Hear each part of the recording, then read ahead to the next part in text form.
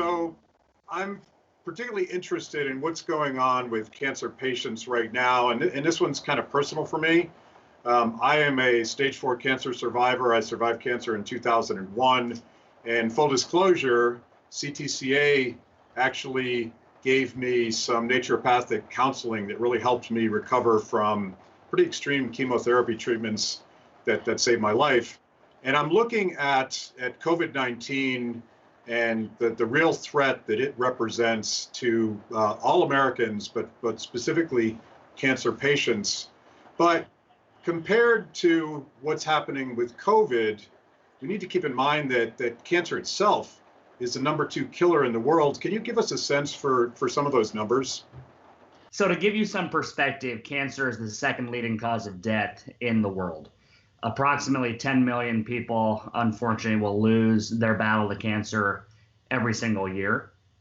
In the United States alone, that number is close to 700,000 deaths from cancer. So this is the very definition of a life-threatening illness. It is the battle of a generation. It is one of the most horrible diseases that we are fighting as medical professionals and as humanity. So right now, given the unknowns of this virus, it really puts cancer patients in a uniquely risky position. Can you explain why? Yeah, cancer patients are, like other diseases, have a immunocompromised status, which basically means that their immune systems, the cells in our body, the system in our body that fights off infection, is weakened because of the cancer itself, the way that it works, and sometimes can be further weakened by the treatments that we have. So cancer patients find themselves having to navigate this difficult question of should they contemplate delaying their care or deferring their care, as sort of the confusing messages around COVID have swirled. So cancer patients are in a unique position as we navigate this pandemic. Given concerns about the risk of exposing immune-compromised patients, but also trying to manage the flow of COVID patients, a lot of governors and the Surgeon General and a number of hospitals have deemed a lot of cancer therapies elective, along with other elective surgeries and procedures. Is that really a smart play, given that delayed treatment could make a treatable cancer into a deadly cancer? Cancer is the very definition of a life-threatening illness. It is at the top of the list of a very serious life-threatening condition that is also simply one of the most common diseases that we face. 1 in 3 Americans will be diagnosed with cancer during their lifetime. So yes, we are in this war on COVID, but we cannot turn our backs on the war on cancer. To give you some more specifics, every single month, approximately 20,000 women will be diagnosed with breast cancer. Every single month, another 11,000 will be diagnosed with colon cancer. So if you just look at the last 2 months of this COVID pandemic, it's quite possible that 20,000 plus 11,000, so roughly 60,000 patients could have had a delay or a miss in their diagnosis of cancer. So we cannot afford to miss those cases. The bedrock of cancer therapy, Matt, has been early treatment, consistent treatment, and complete treatment for the last couple of decades. That is the tried and true way to defeat cancer. What we know for sure is that if we don't treat these cancers, the patients unfortunately will die. So much of medicine and public health is really a question of risk and benefit analysis. It is constantly weighing those things. Sometimes during a crisis, people forget one side of that equation. People only think about the risks as opposed to the benefits. It's a well-documented phenomenon. Policymakers do it, executives do it, doctors do it. it's well chronicled that if a physician is hearing a lot about a certain case, or they've got something on their mind, they're more likely to be focused on that rather than really thinking about the risks and benefits. So ultimately, Matt, I think it is very important that cancer patients continue to get their treatment as much as possible. Cancer, there are many things we do in medicine that are elective, that are cosmetic. Cancer is not an elective procedure. The treatment of cancer is a life-saving intervention. It is not something that should be delayed. And so I think it's very important that the cancer patients continue to be diagnosed, continue their treatment, and continue their surveillance. Now, your business is specialized in the sense that you only treat cancer patients. So I assume that the protocols in place for immune-compromised cancer patients are always particularly rigorous in your hospitals. What does that look like, and how does it apply now when the threat is even greater? So at CTCA, cancer is the only thing that we focus on, and it's all that we focus on. So with respect to the COVID-19 pandemic, we have a unique position in that we are able to continue to focus only on cancer care and really make sure that we are maintaining the highest of standards and the safest approach to treating cancer. So we've taken a long list of measures. We've established a perimeter. We've reduced visitors. We have a single point of entry to make sure that everyone entering our facility can be screened, can have appropriate masking done, have their temperature taken. We've also acquired rapid testing so that we can test patients to ensure that they do not have COVID. So we've taken so many precautions to do this. And what's nice about our facility is because we're not located in the epicenter sort of downtown portion of a city. We're located just usually outside of the main urban center. We're a little away from sort of where unfortunately the COVID pandemic is hitting, and so much so that many other hospital CEOs have called me and said, we think that's a safer environment. Can we transfer patients to you? Can we free up some capacity so that we can focus on COVID and you can continue to take care of our cancer patients? So we've taken every single precaution to ensure that our patients are safe, but at the same time are able to get the life-saving therapy that they need. So CTCA has actually stepped up and offered to cancer patients and doctors and hospitals an alternative opportunity to treat patients. Why did you do that? Well, Matt, I think one of the things that we share is a belief that this is an amazing country built on a bedrock of principles, and I often think during this crisis about, what is the best for our country? What is the best for our health system? Certainly, what is the best for our patients? There's a quote that has sometimes been misattributed for its author, but there's a quote that I love, which is, "America is great because she is good. If America ceases to be good, she will cease to be great." I think it's during times like this that leaders of all stripes, from medicine to business to government, need to step up, need to be a part of the solution. So we have an opportunity here where our focus is on cancer. It is what we do. We are one of the best in the world at doing it. And it was the right thing to do. It was to be a part of the solution, to reach out to other hospitals and say, you're doing the great work of focusing on caring for COVID. We can help to continue cancer patient care, make sure those patients don't get disrupted, have them transferred to our care, and that can be a win for the patients, a win for those other hospitals, and a win for the healthcare system in general. frankly, I think that it's a model that I hope sticks around for some time because our healthcare system is just way too fragmented. There's not enough teamwork to really solve the larger grand solutions in healthcare. And I think this was a great illustration of working together to solve a bigger problem. So this whole notion of flattening the curve has never been about eradicating the virus. Flattening the curve has been about giving the American healthcare system enough capacity to handle the very sick patients from COVID. And so in order to be a part of that solution, we know that if there was a hospital that was being inundated with COVID, they have other patients who need life-saving therapy, cancer patients.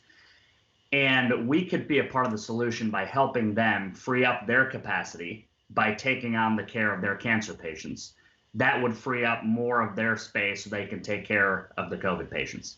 So let's put a human face on this. We're talking policy and we're talking infrastructure, but really this is about people who are trying to get the treatment that may in fact be the difference between life and death. Can you tell me some personal stories? Sure, Matt. During this crisis, I've had the opportunity to talk to dozens of cancer patients myself, in addition to the hundreds and 1,000 or so patients that we've had the pleasure of giving care to. I'd like to share a few of those stories with you. There's so many that stand out to me. One is a woman in Oklahoma. Her name's Robin Roberson. Gave us permission to tell her story. She's a public servant in Oklahoma. She was diagnosed with breast cancer, and she knew that she had a history of breast cancer in her family and that her cancer was aggressive. Unfortunately, she was facing, like so many other cancer patients, was facing a delay in her treatment. And so she called, and her doctor called Cancer Treatment Centers of America, and we were able to get her in very quickly, perform her double mastectomy surgery, and get her the care that she needed, in a timely and comprehensive fashion. So, very emotional to have a chance to get to know so many stories like Robin's. There's another woman who was a 72-year-old grandmother. I remember meeting. She had survived her cancer once before. She'd lost her husband to cancer, and she had come to our hospital in the Chicago area because all of her imaging had shown that she had a tumor, an aggressive tumor, but her facility that she normally got primary care at was unable to perform the biopsy and the surgery. She wasn't willing to wait, and we felt that it was definitely an aggressive type of cancer that should have been treated. So we got her in literally the next day, did the biopsy, and she received the results. It was stage 3A adrenal carcinoma, and she's already getting radiation therapy, and hopefully will be on her way to recovery. So these stories are so common, Matt, and I see a combination of things during this disruption. I see facilities or doctors that want to be able to provide care, but some sort of monolithic statement is either being misinterpreted or interpreted correctly, and patients cannot get in. I'm also seeing patients who are getting confusing messages about delaying their treatment or things like that. And then I'm also seeing patients who are not wanting to go to a location that might be overrun with COVID at the moment, and they want to go to a cancer specialty hospital. So have really had a chance to meet a lot of these patients. Another category are patients who are undergoing clinical trials, which is one of the key principles in us defeating cancer. And we've had, probably a dozen cancer patients that we've made sure continue on their clinical trials during this period because it's essential to their, to their livelihood. So, it's very important that we continue our our comprehensive therapy. It's very important that we continue patients on clinical trials. And as critical as the COVID-19 pandemic is, not take our eye off the ball of treating cancer.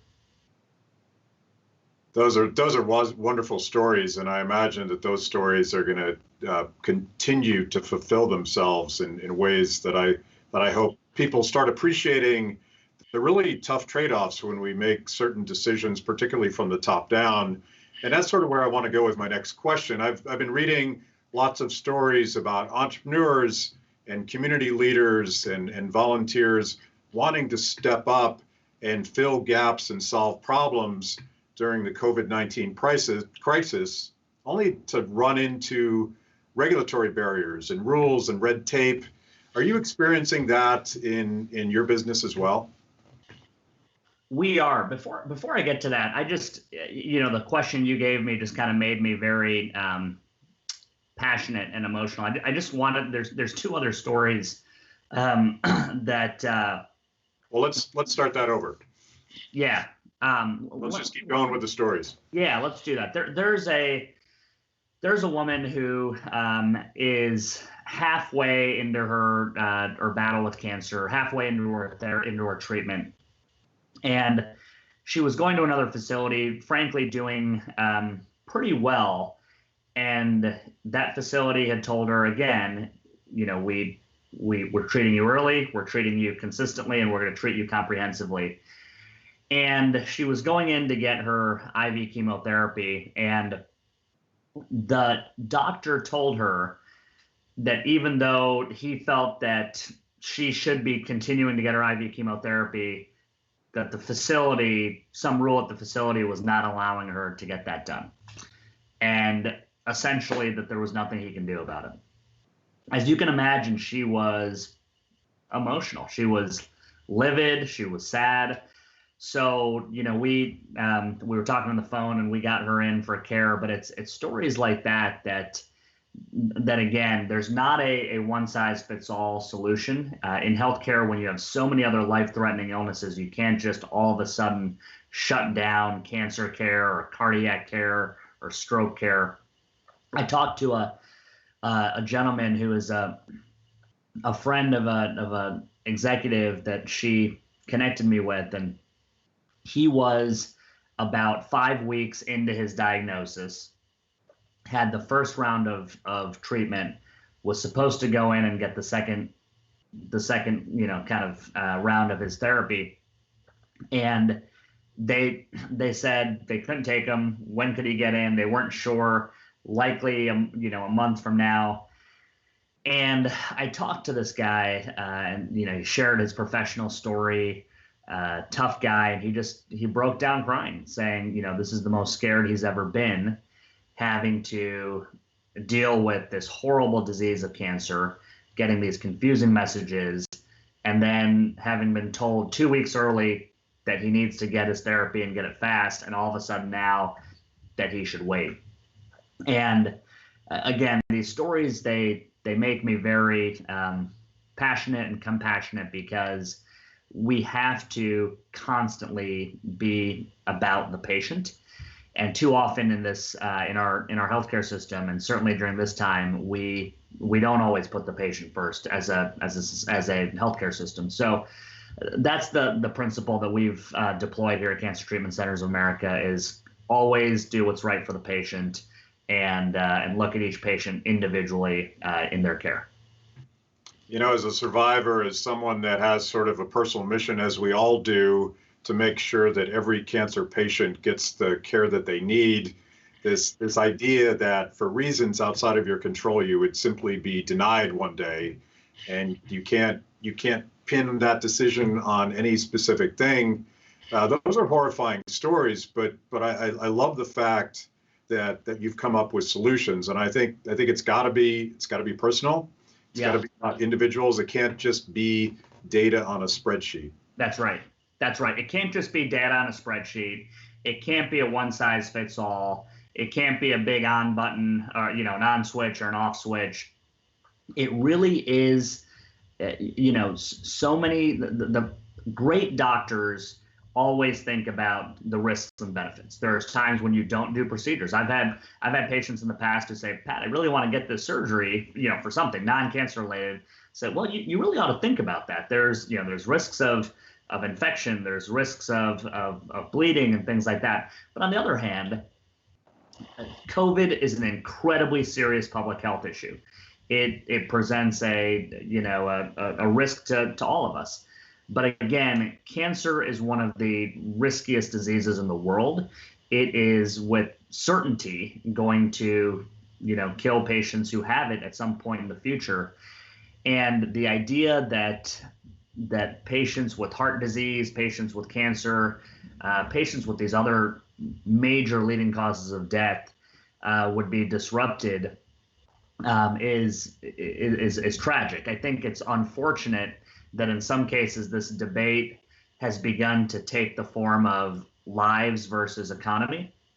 I don't see it that way. I see it really as a debate of lives versus lives.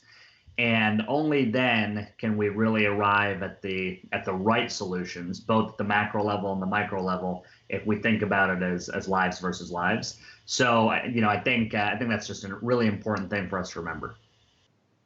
As someone that would be generally skeptical of any one-size-fits-all top-down solution to any problem facing humanity, I'm seeing really interesting stories of entrepreneurs and individuals and volunteers and people in their community stepping up to solve new problems that have been created not just by COVID, but by top-down mandates. And they run into red tape and they run into rules that sort of prohibit problem solving. I assume you guys are running into some of that as well. We are. In times of great crisis, you need tremendous innovation, right? And if you stifle that innovation, you really stifle the ability to get solutions.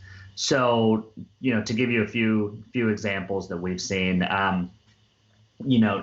just in some basic areas of too much red tape, we are the only national cancer provider. We're the only national cancer provider in the nation. We're taking care of the sickest of the sick, patients who need to come in and be cared for. And we, like so many other hospitals, were trying to acquire personal protective equipment, basic things like gloves and masks. And one of the issues that we ran into was we had a shipment of what's called KN95 masks that were coming in. We'd ordered approximately 30,000 of them to protect our doctors, to protect our nurses. And 2 days before we were supposed to get them, and this happened to many other hospitals too, the FDA said, well, we're going to put a pause on those. You can't use those right now. And so we frantically searched. We tried to acquire other masks. We literally had to pay a 500% markup. We were watching the price of masks change by the hour to acquire these. 2 weeks later, the FDA had said, actually, you know what, these masks are okay. During this entire time, we'd gone to the CTC website, which had continued to say that these masks were appropriate. In fact, the FDA notice had pointed us to that CDC website. So that, as you can imagine, for us and other hospital CEOs was incredibly frustrating. Another category of bureaucratic red tape has been in the technology and telehealth arena. Thankfully, some of this has been alleviated, but early on, the traditional telehealth rules were draconian. They were you weren't able to deliver telehealth across state lines, which is crazy. If you're sitting 30 miles away on the opposite side of the border, you can't get a telehealth visit. You had to use very prescriptive types of technologies without being able to do a lot of care. That's one that I think overall during this crisis we started to get right, but in the early throes of it, the telehealth regulations were remarkably restrictive. There are other just really frustrating issues around insurance. I'll give you a couple of these. Is we have this ridiculous patchwork of patient insurance and providers, and it's remarkable. There are some quote unquote not-for-profit insurance companies that receive millions in subsidies and kind of tax tax benefits that they get as nonprofits, but they certainly don't behave as nonprofits. And we've had patients that are out of network as a part of those plans, needing life-saving cancer therapy, and they were unable to get care with us even during this crisis. And just unbelievable red tape in that scenario, unbelievable lack of compassion on the part of some of those insurance companies. Now, I should say that there are other insurance companies that have been phenomenal, but there's a couple that even with their not-for-profit status have really prevented or care and been the barriers in care. So yeah, a lot of red tape that we've had to navigate here. So I'm going to ask you about certificate of need. Yeah. So much concern about hospital capacity and making sure that we do flatten the curve so that hospitals are not overwhelmed. But there's this thing called certificate of need that has prevented the expansion of facilities and beds and all of the things that we would need during a crisis. Can you explain that? What is the rationale for that? Yeah, as you said before, flattening the curve has really only and always been about getting enough hospital capacity as defined by beds and ventilators and critical care and other elements of capacity that we can weather the storm, that we can take care of the sickest of the sick during this pandemic. So fundamentally, if you think of that as a capacity problem, it's unfortunate when you look at policies or things that have restricted capacity.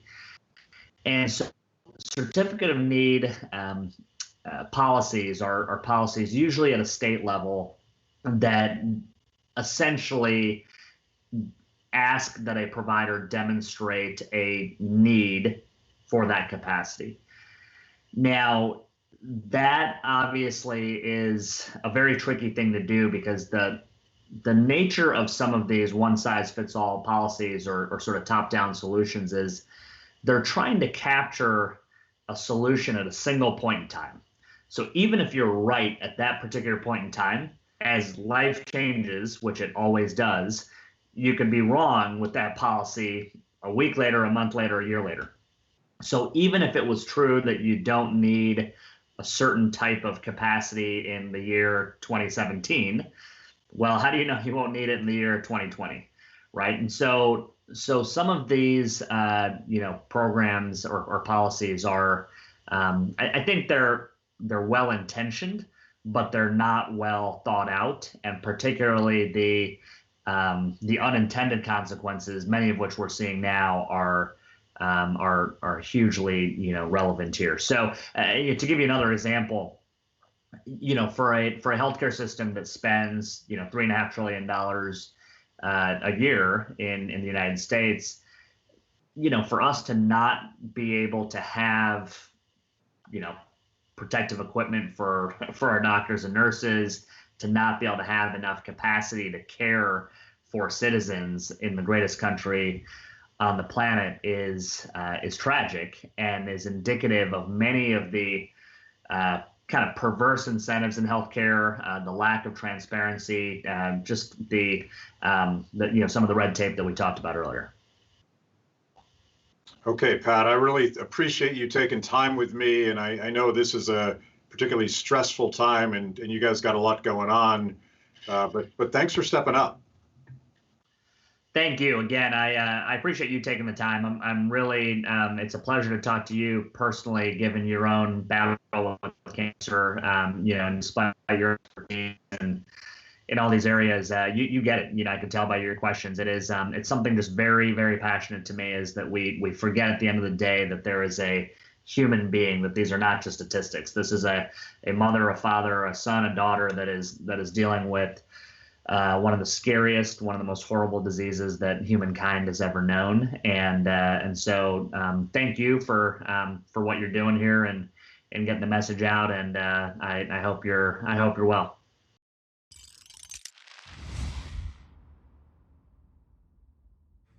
Thanks for watching Kibbe on Liberty. By now, you know this is the most important event of your week. So make sure you subscribe on YouTube. Click the little bell so you get notifications. Kibbe on Liberty, mostly honest conversations with mostly interesting people.